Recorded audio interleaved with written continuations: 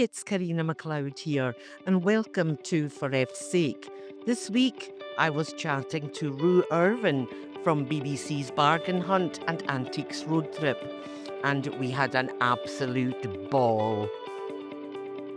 Well, who do we have here but Roo Irvine from Bargain Hunt? Welcome to For F's Sake. Thank you so much for having me. Oh, I'm actually quite excited because I'm a huge fangirl. Oh, are you? Yes, Okay. people don't know this about me, but I actually obsessed with Bargain Hunt and Antiques Road Trip and Celebrity Antiques Road Trip. They're all on record, Really? just in case I you've missed it. you've got great taste in TV then. I know, I Go know. girl.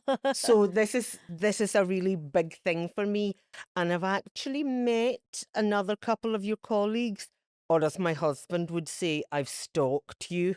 Go on, tell me. So I've met Christina Trevanian. She's an angel. Oh my goodness, she's amazing. So I Mm. met her at the RTS Awards, Yes.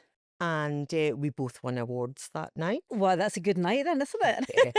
And I have met, now this is a bit surreal, but I obviously started following him on Twitter first, but I've deleted my Twitter account. Stalker vibes. Yeah, a wee bit stalkery, Sirhat.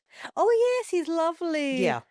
And I've been to his little shop in London, Mm-hmm. and also discovered that I think he lives near where I used to go to drama school in Crouch End Oh in London. right. Oh goodness. So it's a So small world. it is.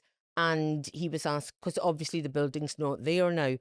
So I was asking him, it was funny, I was saying, oh, is such and such there, and is such and such still there? And yeah, it is. So there you go. It's kind of like the sort of people are 6 steps removed from Kevin Bacon. Yes, Everyone's probably 6 steps away from one antiques expert on television. definitely. We must know someone that knows one of us. Well, there's a lot of antiques experts. Yes, absolutely. But you're one of my favorites. Oh, well, thank you. That's very kind. I'm sure that's the first time you've said that. You haven't told So- anyone else. So let's start at the beginning. So born and brought up in Scotland. Yes, well, that's quite interesting. I see myself as being 100% Scottish, Okay. but I moved up to Scotland when I was 4 years old. Oh. Now, hubby always jokes because he was born and brought up in Aberdeen, but he's got the English accent because he went to military school. So he does not shy away from saying, nope, she's an imposter. She wasn't born on Scottish land. But as Scotland flows through my veins. So I've been well. here since 1984. Okay. Very much home. Right. And what were you like as a teenager? Oh, well, actually, you've taken me back to my teenage years because your fabulous nails take me back to my teen years when I was obsessed with vampires. So from the age of 13, 14, music is a big thing for me. And music, I find, it's the soundtrack of my soul, the soundtrack of my life, as it is with a lot of people. So I very quickly went from Kylie and Jason and New Kids on the Block to an obsession with Madonna Okay. to suddenly discovering grunge and heavy metal and industrial and all of that kind of thing. And when I was 16, 15, 16, 17, I was obsessed with vampires. So I used to file my nails like yours so they were long Really? and pointy. I even wanted to get my little canines sharpened too. Oh. Mum drew the line and said, no way are you doing that. But no, as a teenager, I was very creative, very artistic. I used to write a lot of poetry, short stories, do a lot of painting. I was a kind, wee, creative soul trying to find my way forward in a Western world with Okay. an Eastern upbringing. Yeah.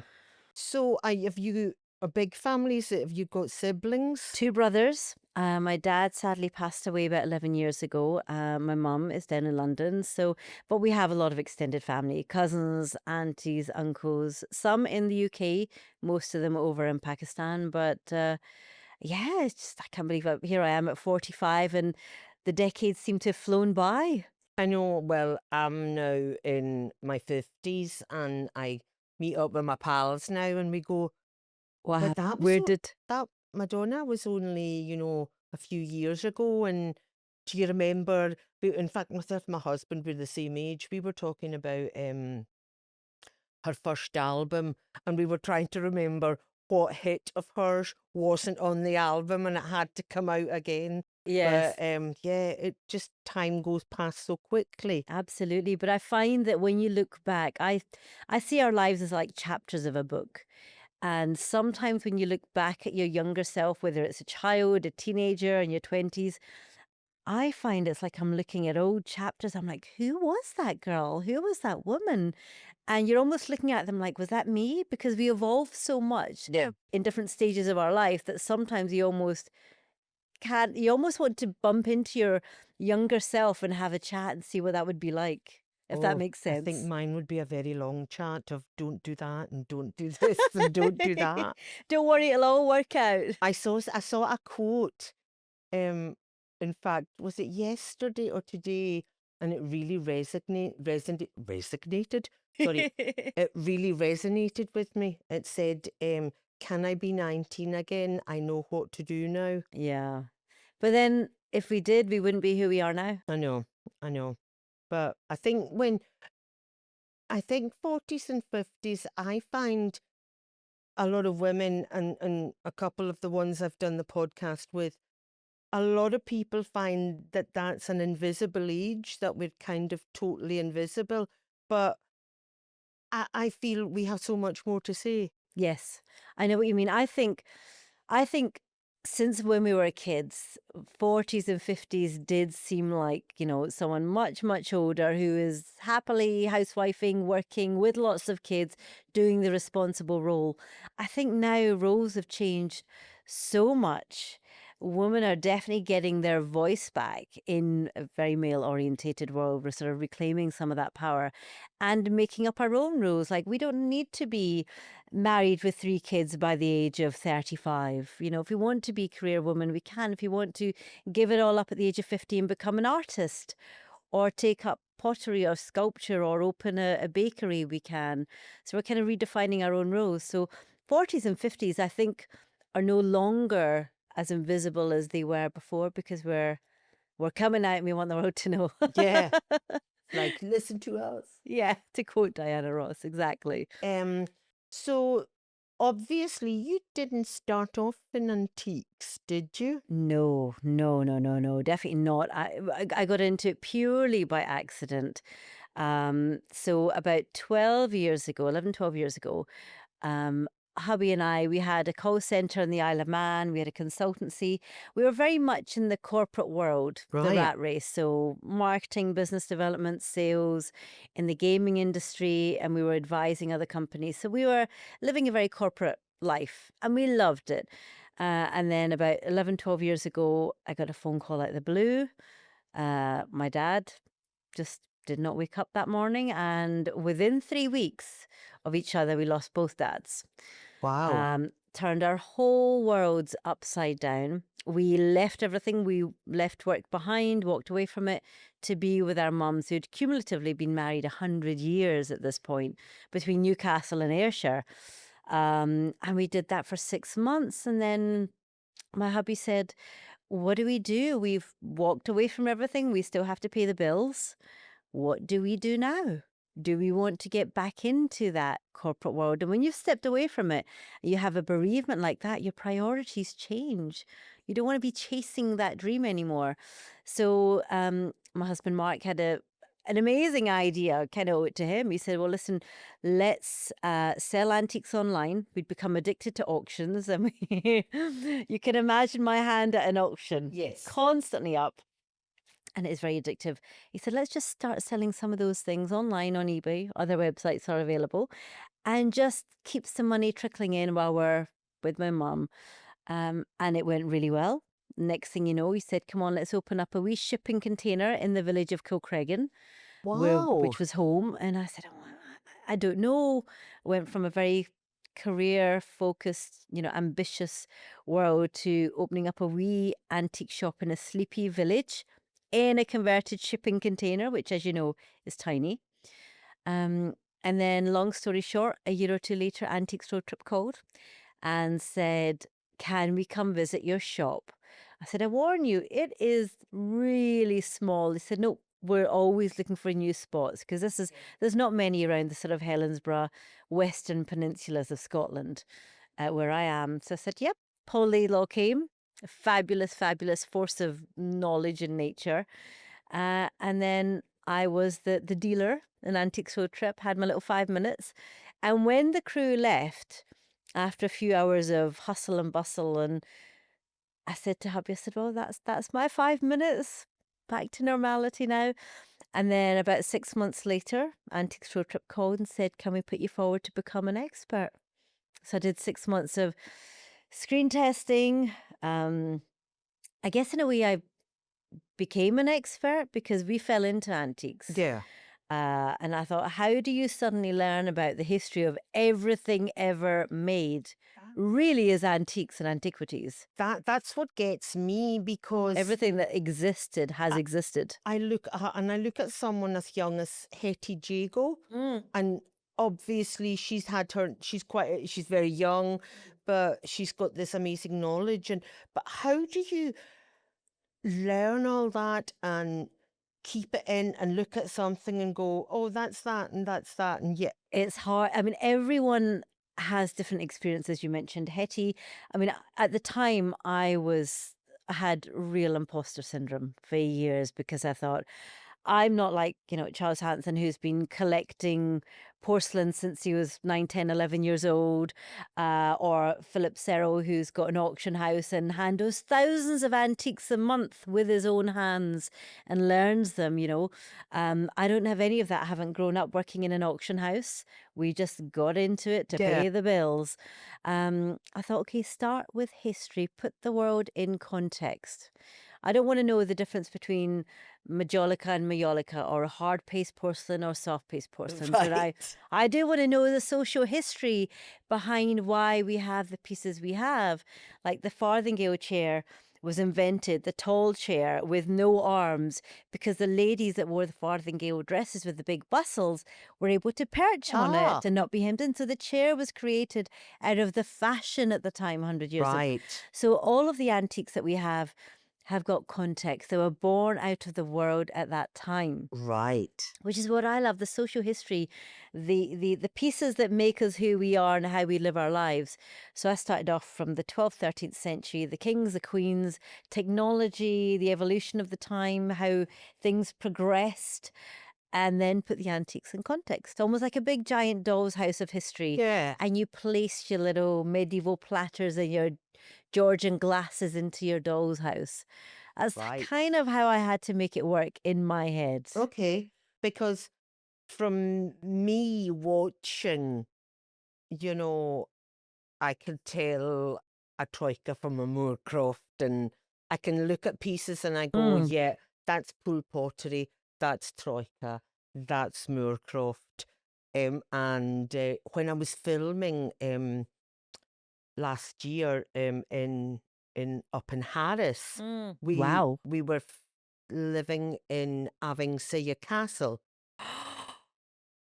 I don't know, but it sounds Oh my amazing. goodness, it was awash with Moorcroft. Really? Yeah, it had Not quite your typical castle no, accessories?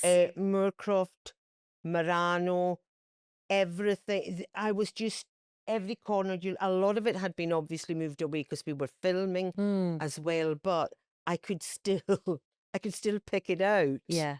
And that, I bet you that felt good. That felt good. That felt really good because you could tell one from the other. And there's a certain level of pride in that when you can do that. You're not a bona fide antiques expert, but you know your stuff. And that's what the daytime TV shows try and get across. We want to bring everyone into the world of antiques because we're preserving the past. And you obviously picked up through your love of it as well. Yeah, I totally have, and even went to a friend's one day, and I was looking at a vase on her shelf, and I went, "Is that a Moorcroft?" She went, "Yeah." Oh, she went, "How did you know?" I went, "Picked it up off Antiques Road Yeah, Trip." see, there you go. Mission accomplished. I know, cause see, That's all we want. I like heavy metal music. I love all sorts of music, all sorts of genres. But I'm known as quite wild and outgoing. But No, you look so I demure. know. I'm really shy and introvert. Um, Makes two of no, us. but I just have this obsession with bargain hunt and antiques road trip. Although I didn't get into antiques road trip until lockdown. Right, So, okay. and my husband became very ill in lockdown. He was diagnosed with leukemia Oh, really God. quickly. Oh, God, I'm so Like within sorry. 7 hours of having a blood test, he was in hospital, and I never saw him for 7 weeks. So daytime television became my friend, Oh, and God, I'm so sorry. It was a he's joy. fine. Yeah, Yeah, he's good. he's fine now, and he yeah, I just saw this antiques road trip, and I thought, oh, I'll give that a watch. And Best ever thing since, you ever did. honestly, just yeah, it's now become. So my husband's like, so that he'll sit and watch it with me, but he just kind of rolls his eyes and he's like, "Oh, are we watching this again?" Oh, but I think your story of how you discovered it has a special place in your heart. It's not just a show you watched and fell in love with. It will forever be Yes. connected to that time in your life and those little pockets of joy you found on the TV to help you go through what you and your husband were going through. Yeah, That gives it a whole different I sentimental know. angle. I know it does. So obviously you're still learning as you go on. Oh, absolutely. Absolutely. It is infinite. I mean, when I said to you, how do you learn about the history of everything ever made and that's existed?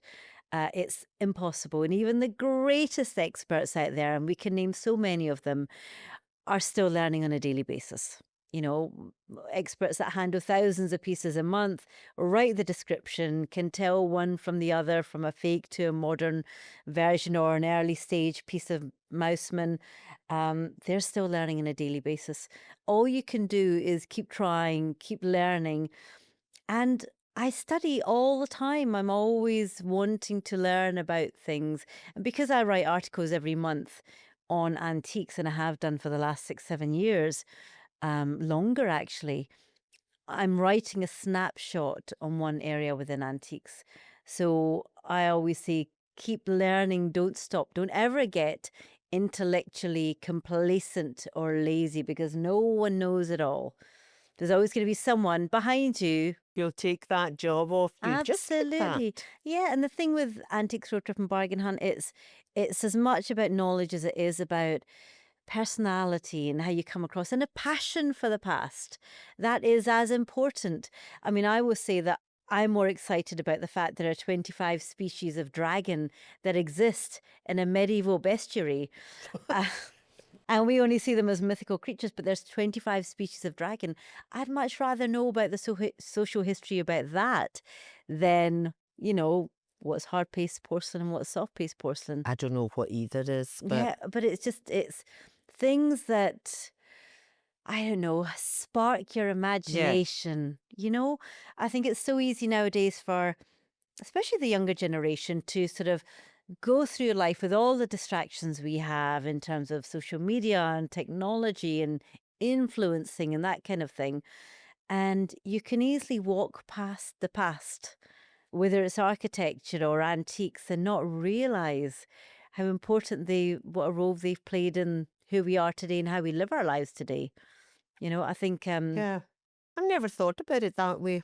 yeah, I mean, there was an episode of Antiques Road Trip, which is very famous now. Paul Laidlaw bought a camera for £50 and it sold for 20,000. Oh, that's right. Right, with the biggest profit to date.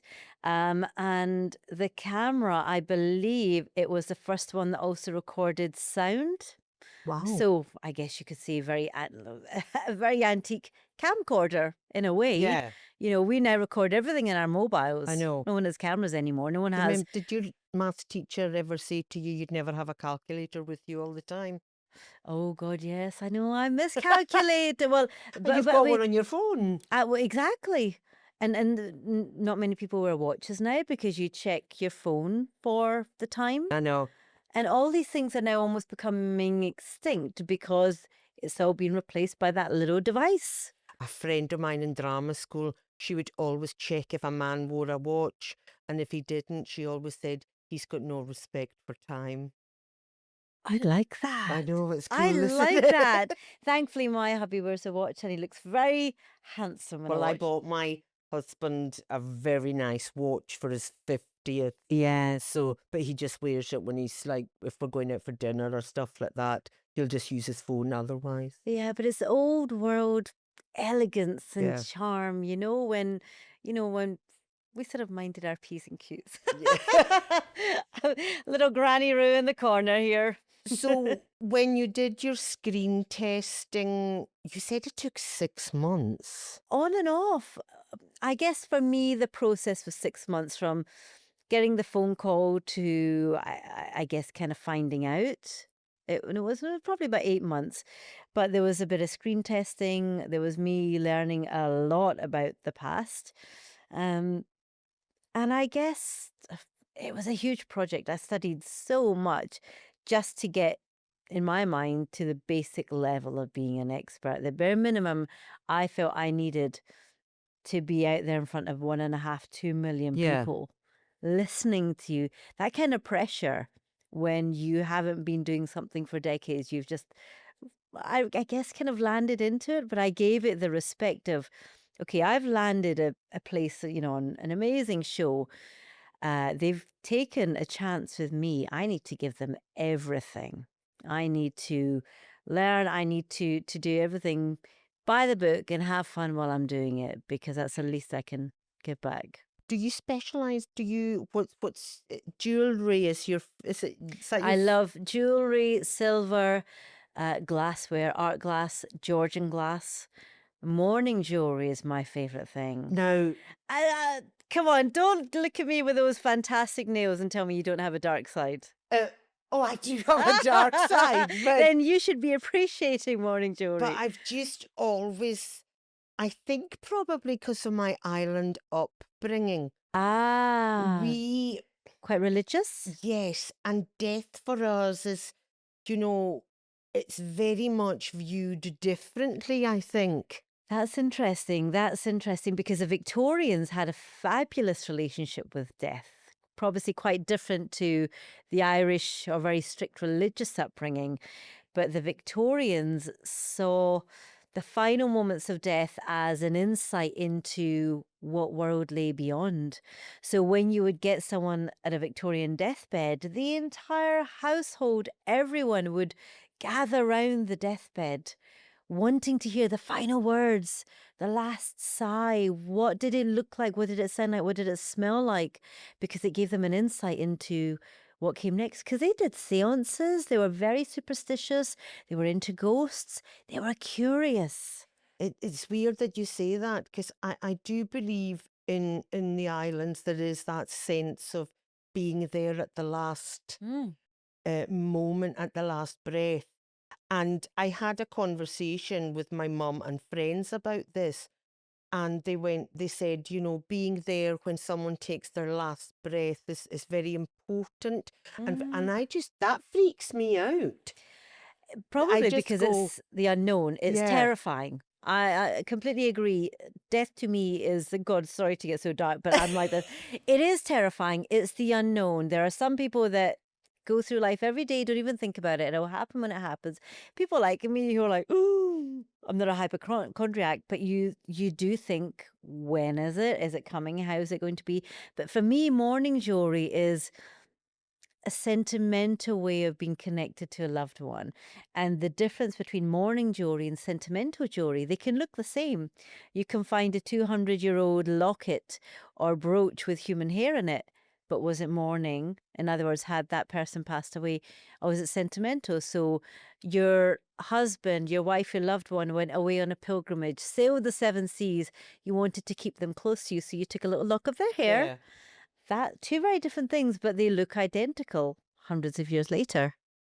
I know. In fact, I think it was last week you were on Bargain Hunt, and there was 3 little morning brooches. Me buying morning jewelry, well, that never happens. It was 3 little. They looked beautiful. They were Yes. little black. The little black onyx ones, the ones. narrow ones. Yes, and they had a little stone. It's a in little the- job lot of them. Yes. Yes, yes, yes. What I love is the 10 years or so, 9, 10 years of doing Antiques Road Trip and 6 or so years of doing Bargain Hunt. when I do talk about morning jewelry, I love seeing the difference in how people react to it. And my favorite encounters are I had this for the celebrity road trip last year, the Traitors. So Right. Harry and Paul. Yes, I saw And I was it. with Paul, absolute gentleman, we had fabulous time. And there's been other people that I've introduced to morning jewelry, and their first thoughts are, oh, that's grisly. Oh, that's dark. Oh, that's horrible.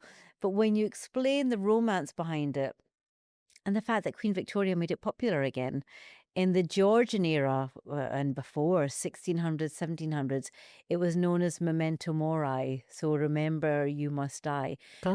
Now you will appreciate this being from Irish heritage, a No, no, no. reminder No, to the live. islands, it's Oh, the Scottish. islands. Okay, I thought you said Ireland. Okay, No, well, the no, no. island's very religious there as well. Yeah, they're They still even close more. down on Oh, Sundays still. yes.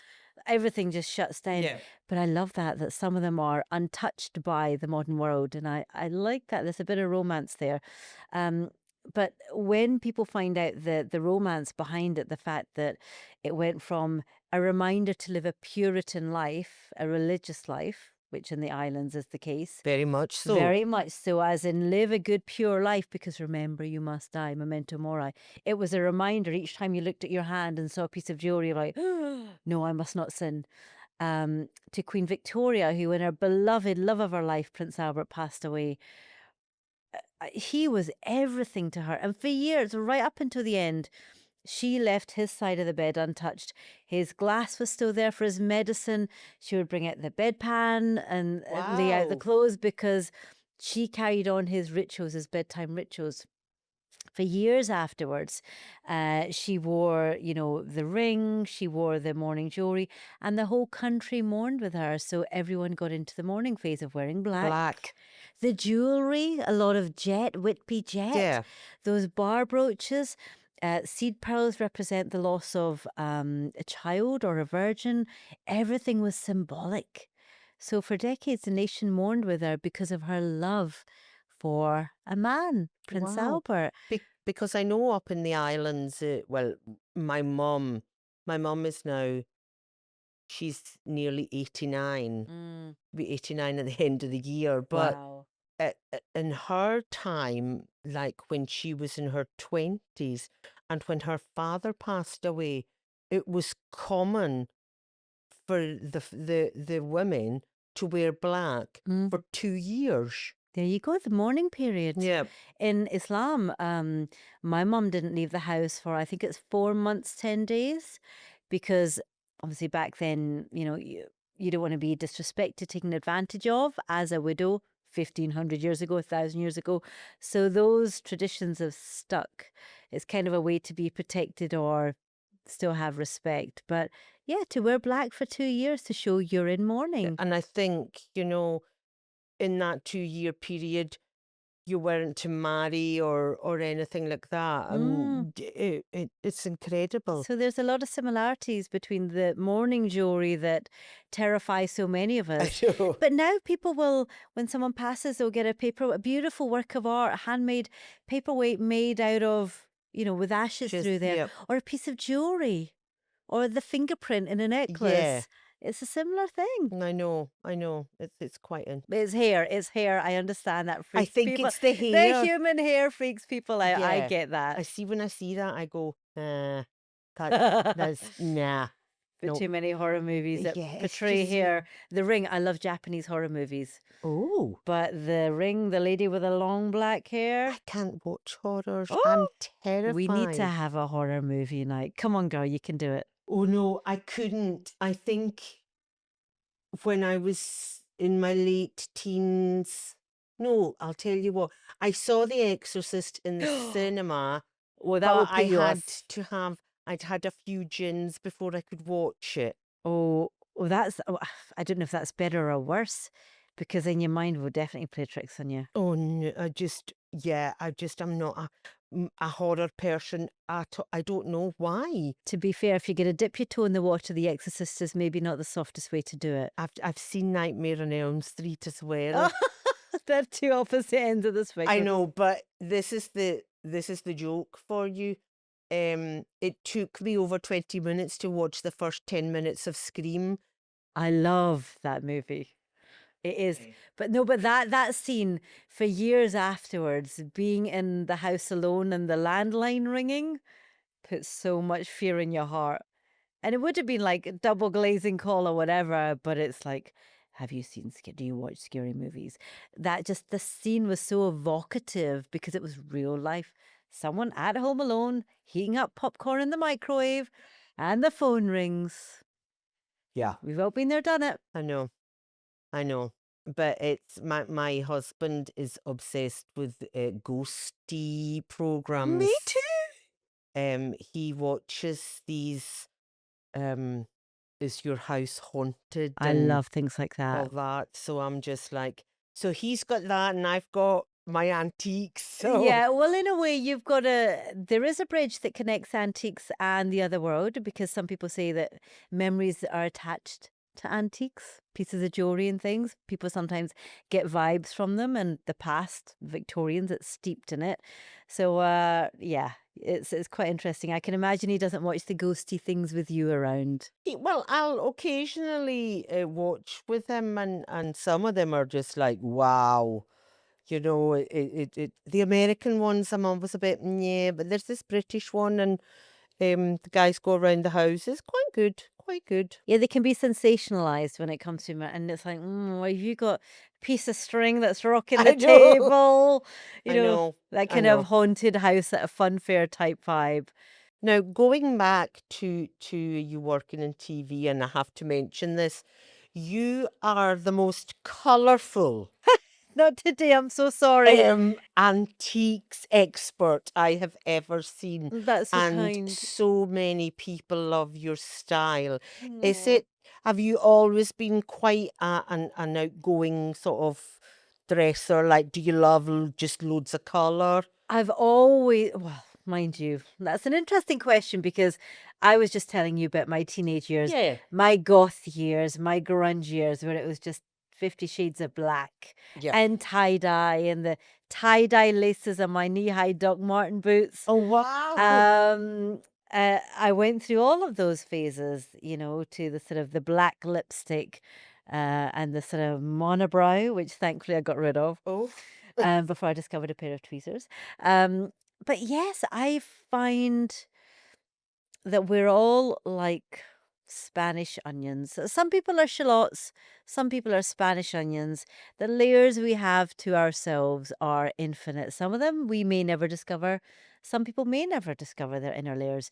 But I do have everything from the goth, the grunge, the rock chick, to the the hippie, the empathic, to the girl that discovered Tony and Guy or the hairdressers are available. And suddenly, uh, getting your hair straightened took you from being a grungy girl to, ooh, I want to discover high fashion. And Vogue became my Bible and my okay. Quran.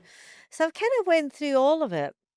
So I've always loved fashion and I love making a statement. I've had people on social media in the early years say, the one or two trolls I get, and it's only ever about clothes once every 3 years.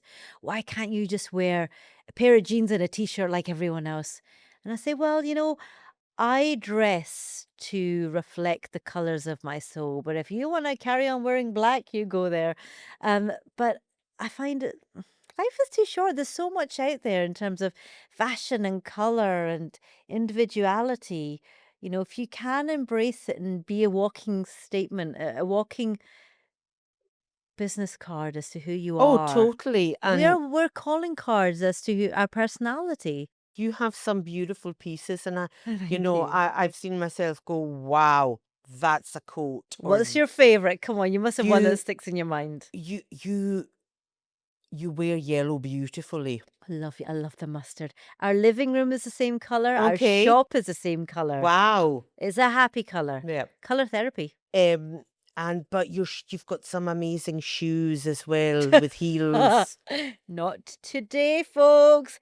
I'm at 45 now. I now switch up the heels and I the know flatties. I'm in trainers today. I can't even wear heels anymore. Oh, comfort is Mm, underrated, especially as your joints get a little bit poppy. yes, I know.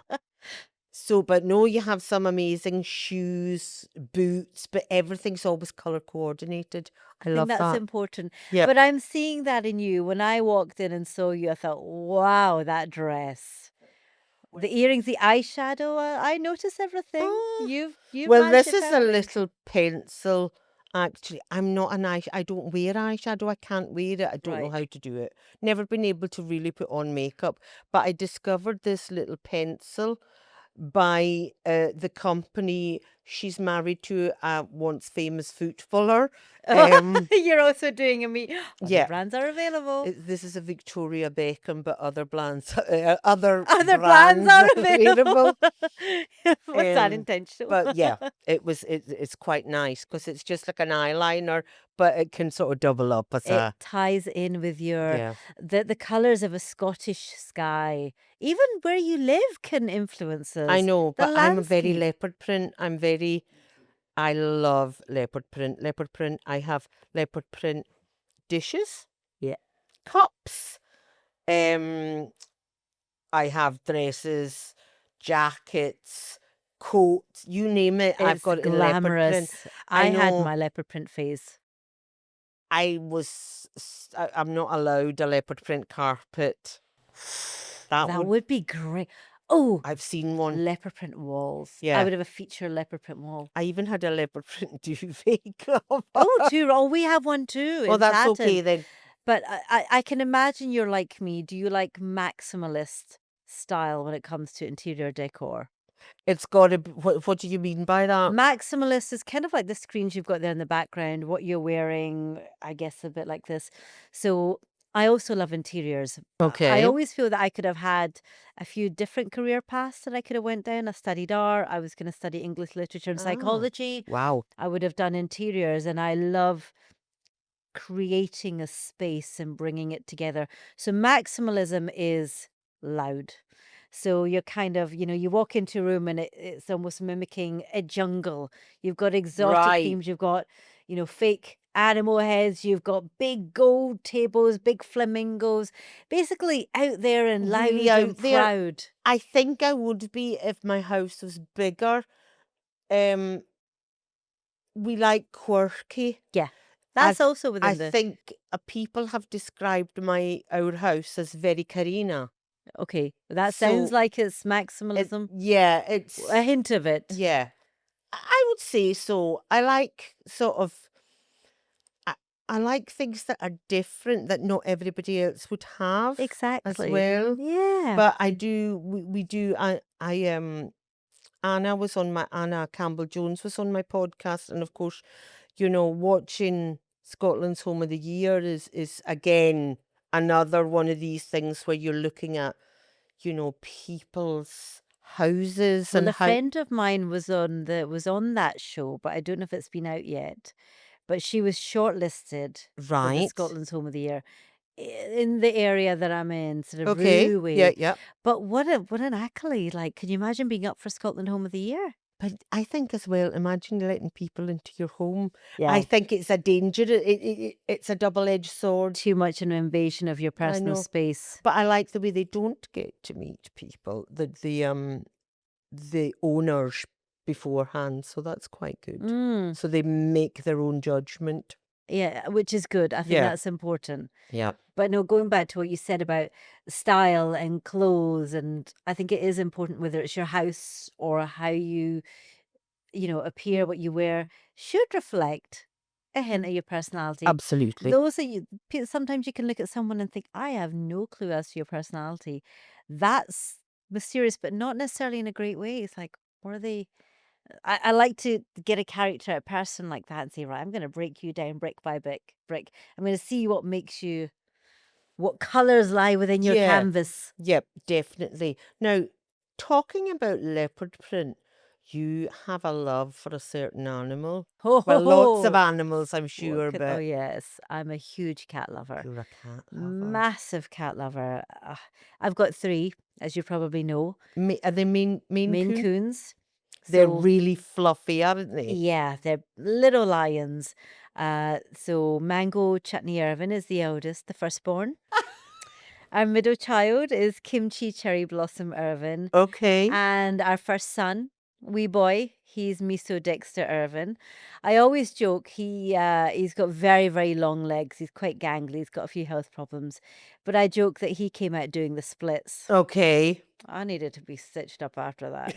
Sorry.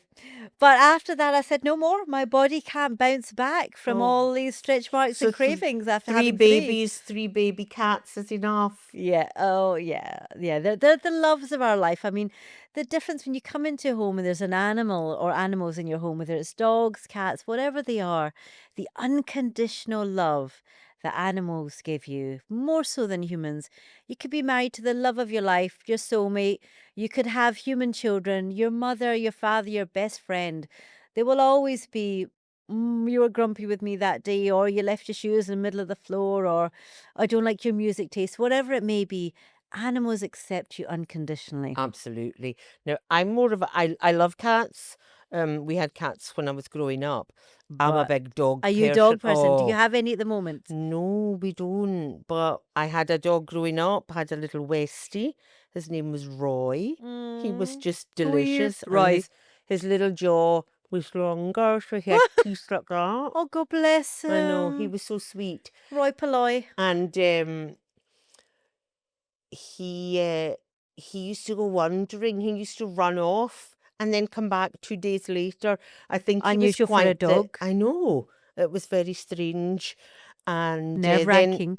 my mother-in-law had the most beautiful little dog. Her name was Trixie. I got to name her. And she left us a year last January. Oh, I'm sorry. I'm so She was sorry. 14. A good That is age, a a good good age. age. I've got a friend down in London who always has cats. She gets rescue cats, and she took her cat when they moved from Australia. That would be, Yeah. that's a big thing. We looked at potentially moving to America years back. Um, Thankfully, it didn't happen. Scotland is home, family, friends. But the one thing that terrified me the most at the time we only had Mango was the time in quarantine. Oh, I don't think she could have survived. Well, I think what happened with Kitty got her own flight. She was allowed because that's Jane's children. That Okay. was Jane's child. Right, of They had course. no human children. Yes, absolutely. So Kitty was um, allowed, she got her own flight over from Australia and then came into the country. I don't think they're quarantined that long now. Oh, good. I thought it was like 3 months back No, then. no, it's not. So she came, she had her own ticket and amazing. Did she have her own little kitty passport? Yes. Oh, that's adorable. And then she came into, I think it was Aberdeen. She was picked up and taxied from Aberdeen to Inverness because my friend had a house in Inverness. And then when they found the house in London, believe it or not, everyone's going to go, what?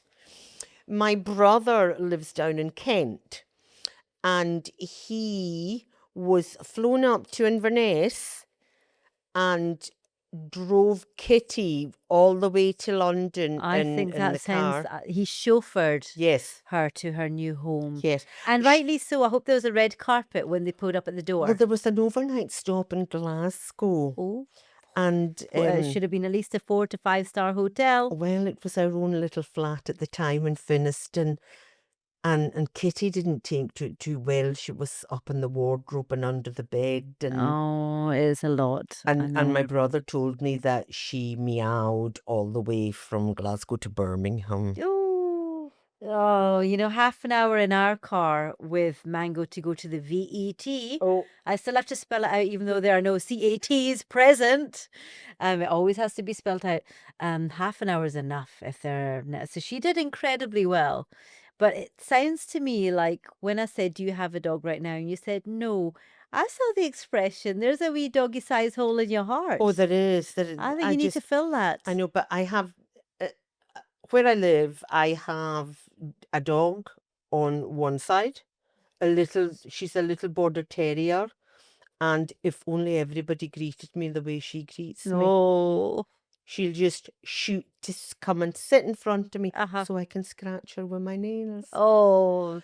And she's a wee border terrier. Across the other side is a Vizsla called Ripley. She's beautiful. Okay. But they have 2 Bengal cats Beautiful. called... Now you will like a Bengal Oh, because of the coat. Yes.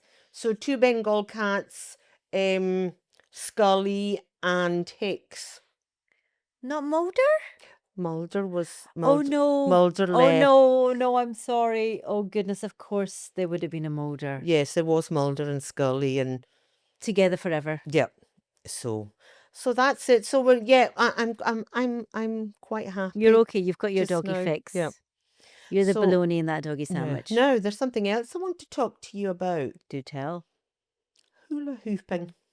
I love hula hooping. Yes. But you hula hooped for 24 hours? No, Oh. 10. Oh, 10. Why did I think it was 24? Oh, I wish. I've initially hula hooped for 6 hours. So this is after COVID. Right. And I was raising money for Blue Cross. I used to do the kilt walk. I'd done it 2 years in a row. And then obviously COVID happened. I thought, okay, kilt walk is not happening this year. What can I do from home that will help me raise money for Blue Cross? So I thought, I love hula hooping. Let's hula hoop for 6 hours. Why not? And I was doing Radio Roo at the time from home. So I recorded a Radio Roo every hour, filmed it from my living room, hula Wow. hooping away, and did a song request every hour, did the countdown, raised I think about £1,800. And then 2-3 years later, I think it was, when Russia Ukraine happened, and I was in my dressing room. That does not sound posh or fancy, by the way, because you can't see the floor right now. It's a mess. And I was in there trying to tidy up one day, and Kimchi, the middle child, I had seen photos of people fleeing with their pets, terrified cats on their shoulder. I mean, Oh.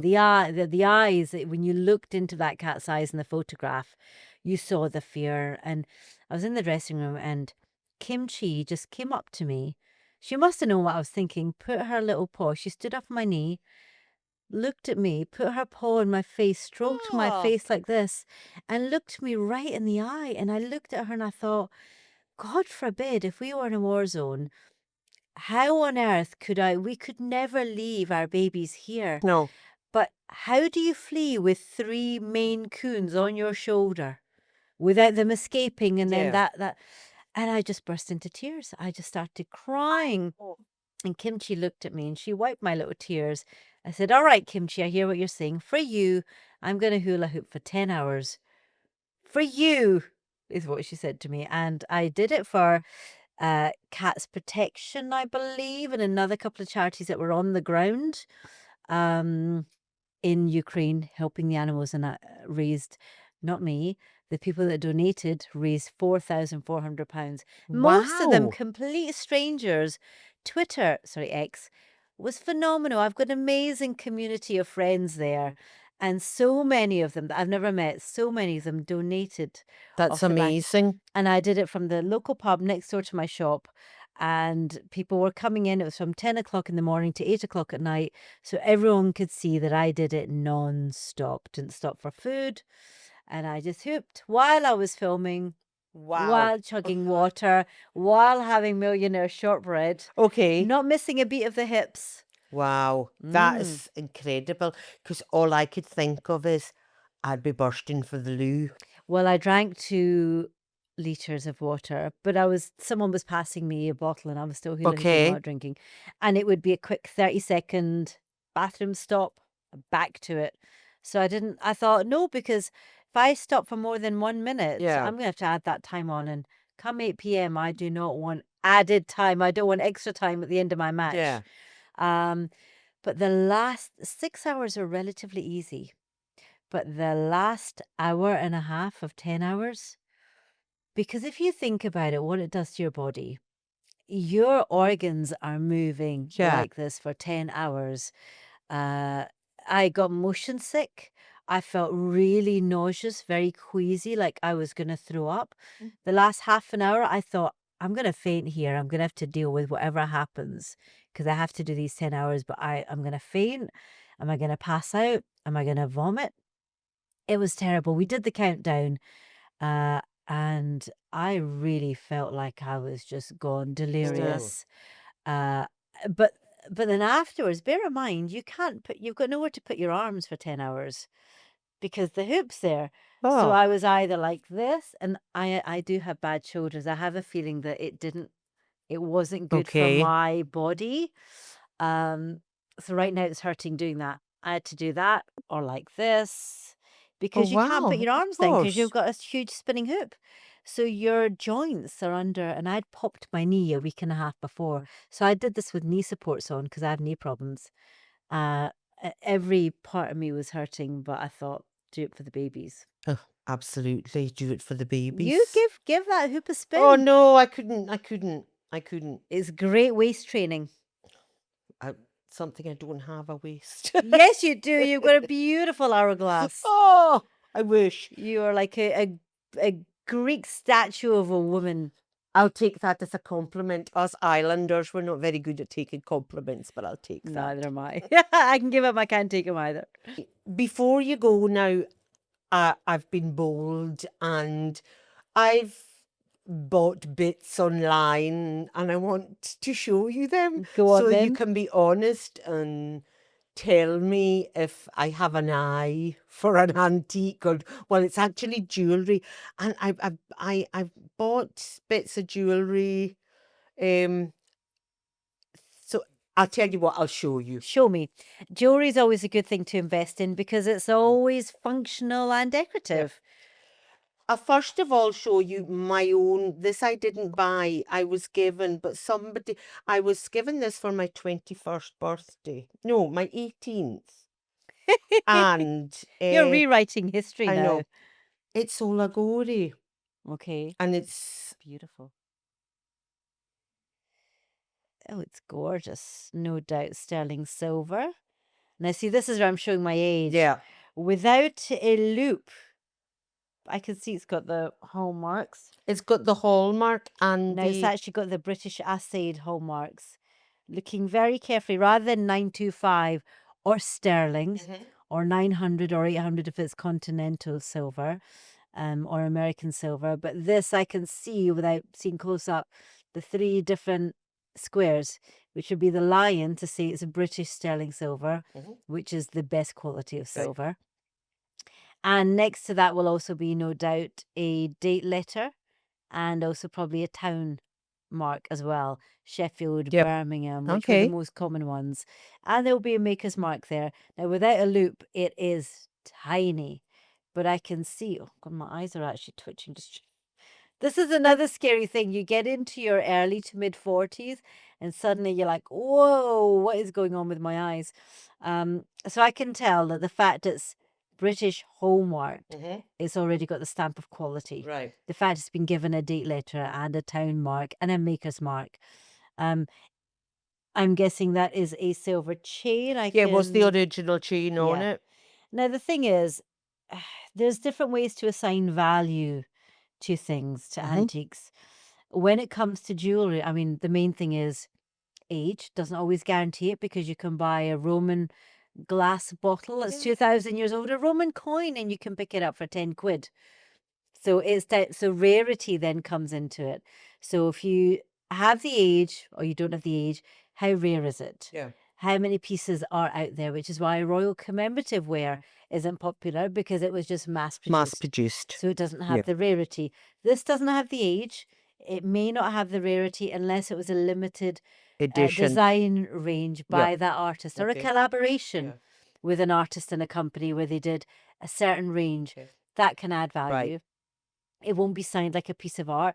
So what you're looking at, the basic thing you've got there is the scrap metal value, Right. which Oh, will be no. next to nothing, Yep. but it'll be the maker. So without looking at it, it could be 40 to 60, 80 pounds. Not a huge amount of value, but a No. good buy. Right. I bought that. Right? Yep. A good old bog standard silver bracelet going by the date letter there. This is not Victorian. It's Birmingham silver. It's got the anchor there, Marks are clearer, again hallmarked. I can't quite see the letter, but it looks the modern enough script to say it's 20th century. Okay. There were a lot of these in the Victorian era, but this is definitely 20th century, probably mid-century onwards, in very much Victorian style. Good weight to it. It's got its little chain. These are often broken, Yep. so it means it stops it opening and Okay. being lost. Should be denting it. Again, exactly right there. But it's a good buy. I mean, it's not going to be triple figures. It could be, again, you could pick this up in in a antique centre for 40 to 60. I only paid £20 for That's that. good. That's good. And it's down to fashion, though. Yeah. You know, you could go into a city centre, antique centre, buy it for 40 to 60. You can go to an antiques fair where it's all silver items, £10, Yep. from lockets to bracelets. This is a little Danish Okay.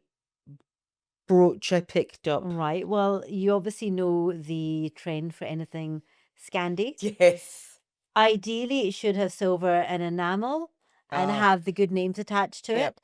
Enamel is a really big plus point on any Scandi pieces. But again, girl, you should have brought me a loop. Did you not know my age? Oh. No, I can't see oh wait, Sterling, and it just said Sterling, Denmark 925. No maker's mark on here. So you've got Danish silver there, which is lovely. It's beautiful. It's nice condition. The Danish element is where the value is to this. Yeah.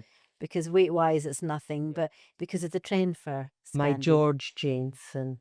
Yeah, again, a great name. But The it value was- in that is the name. Yeah. People want the pieces that designer overlooked themselves. Yeah. They may have handled, they may have handcrafted. Now, companies like Jensen or Moorcroft, Caithness for a while, we're still going. You can buy something from their retail shop now that was made last month. So you've got the name, but Mhm. you don't have the antique charm to it that, it was made when George Jensen may have handled it himself for quality control or something like that.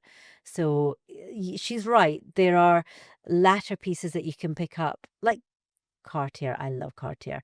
I bought a lot of pieces recently and over the years in Antiques Road Trip Bargain Hunt.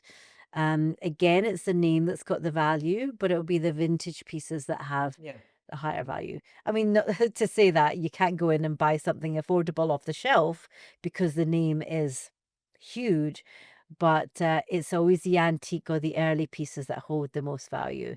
So you've got a lovely collection of 20th century bits there. You've bought quality. Condition generally is good, but you've bought things that you would love to wear and would wear and get joy out of, but you can also sell down the line. Yeah. So that seems like you've got not just one good eye, but two. Oh, well, that's why, because one of my eyes is always wonky. Oh, So, but look for gold and precious stones and things like that and good makers' names. I was going to take in my auntie. I've got my auntie's watch.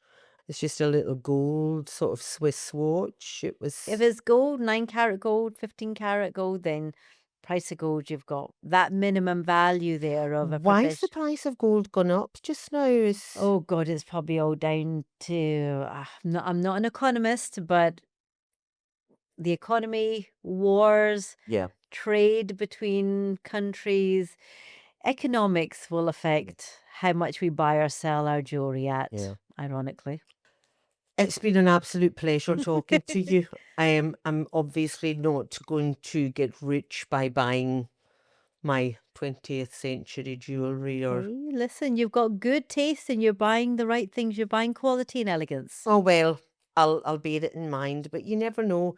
You might see me on Bargain Hunt yet. I think you should apply. You'd be great. It's just trying to find someone that'll come with me. I don't think you'd have any shortage of willing volunteers to say, Carina, I'll pair up with you. What you need to do tonight, have a liquid refreshment, get some Dutch courage. You go online and you fill out that form. Okay, I promise I will. I will check in with you tomorrow to make sure you have. I've tried. Listen, thank you so much for coming Aw. along to For F's Sake. It's been amazing. You are a font of knowledge and a bundle of energy. And thank you so much. No, thank you for having me. It's been a pleasure chatting to you. It's like we've known each other forever. I know. So the pleasure was all mine. Thank Thank you. you. Thanks for listening, guys. Now remember to like, follow, and share this podcast with your friends.